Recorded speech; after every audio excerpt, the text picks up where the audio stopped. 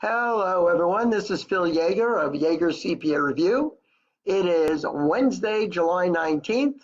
I am back from vacation. I'm back in the real world, and actually, I'm back in the land where it's not hot and humid. It is sort of hot and humid, but not as bad as where I was. So, what is today? Well, besides the fact I'm doing this video for you, and I hope it'll give you some information, it's also my wife's birthday. All right, and I won't tell you how old she is because it's not polite. So I say to you, why am I here today? Well, a lot of people have trouble in regulation with Section 1231, Section 1245, Section 291. Now, in a matter of a few minutes, obviously I can't go into as much detail as I'd like to, but let me give you a little teaser. And also, keep in mind, on previous videos, I have told you, you are welcome to call me, even though you're not a student of mine. Now, what is Section 1231? Do you know what a Section 1231 asset is? Well, it is defined in taxes as tangible or real personal property. So it's tangible personal property or it's tangible real property used in trade or business, and it must be held for more than 1 year. Now, let's take good old personal property used in a trade or business that's held for more than 1 year. When you sell that personal property used in a trade or business, it's got to be tangible and it must be placed in service for more than 1 year, and you sell it at a gain. How much of the gain is ordinary income and how much of the gain is long-term capital gain? Well, very simple, all right? Whether you're a corporation or a sole proprietor, if you sell that tangible personal property used in a trade or business and it must be held for more than 1 year at a gain, the amount of the depreciation that you took on that personal property is considered ordinary income under Section 1245. And then any balance of the gain is long-term capital gain under Section 1231. Now, that is true for corporations as well as sole proprietors. Now, what about real estate? Well, real estate is different for corporations and it is different for sole proprietors.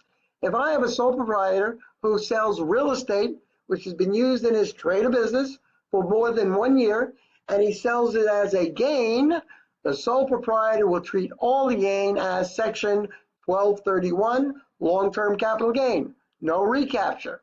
But if you have a corporation who sells real estate that's been placed in service more than 1 year, the corporation does have some recapture. In fact, the recapture for a corporation is called Section 291, and it says that 20% of the depreciation taken on that real estate is to be recaptured as ordinary income, and then the balance of the gain will be long-term capital gain under Section 1231. That's a lot of stuff, but you got to know those provisions because they could be asked on the CPA exam.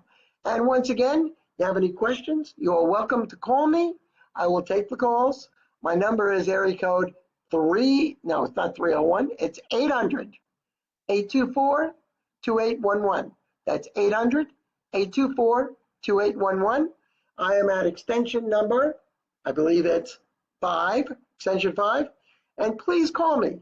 In fact, if you have a question on regulation, even though you're not a student, please call me. I'm willing to help you, all right? You're saying, why am I doing that? Well, obviously, I have to be honest, it's partially a promotional thing. I'm not going to be dishonest with you.